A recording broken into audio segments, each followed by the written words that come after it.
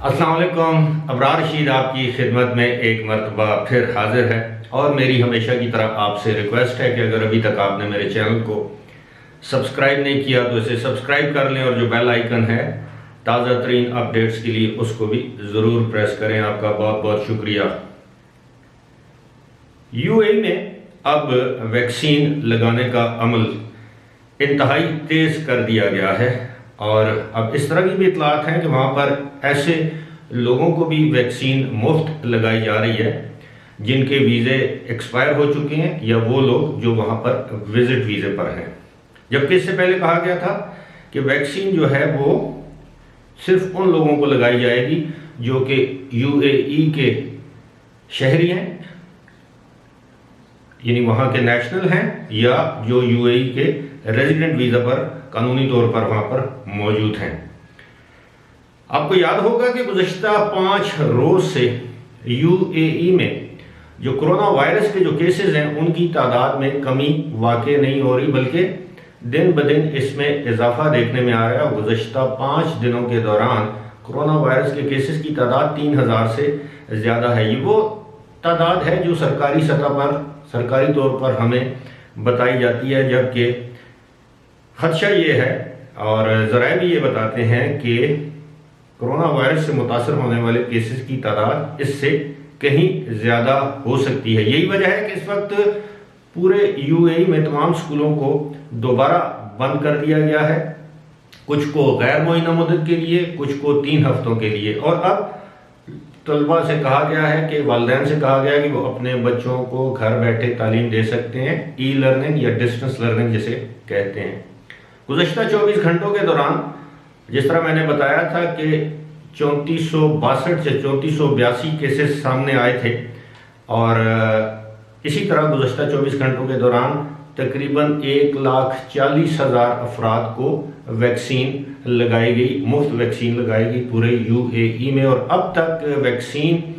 लगवाने वाले अफराद की तादाद हो गई है 18 लाख से ज़ायद। जी हाँ, 18 लाख। और अब ये आप ये समझ लें कि 100 में से तकरीबन 18 अफराद को वैक्सीन लगाई जा चुकी है, क्योंकि यूएई की आबादी तकरीबन 98 लाख के करीब है और उसमें से अगर आप ये समझ लें कि 18 लाख की आबादी को वैक्सीन की पहली डोज लगा दी गई है तो ये बहुत बड़ी कामयाबी है। जबकि दूसरी डोज लगवाने वालों की तादाद जो है यानी 21 रोज़ या 28 रोज़ के बाद जिन लोगों ने वैक्सीन लगवानी है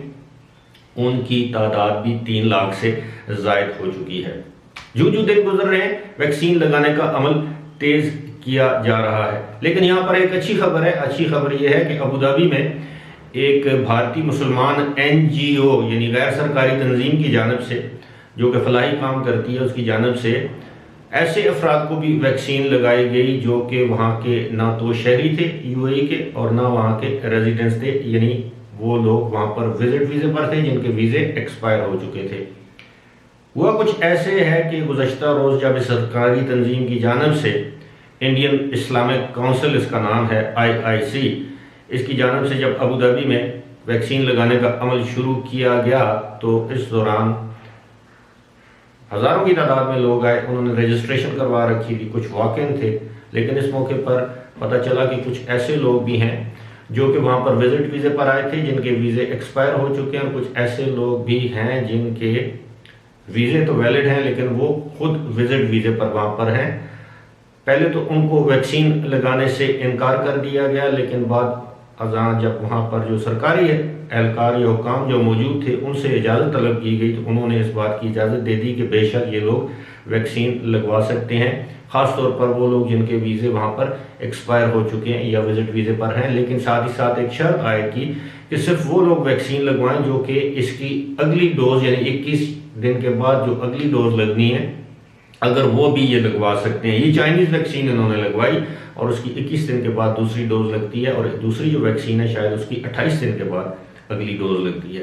तो इस हवाले से उन पर यह पाबंदी आयद की गई कि 21 दिन से पहले वो यूएई को ना छोड़ें, दूसरी डोज लगवा कर जाएं ताकि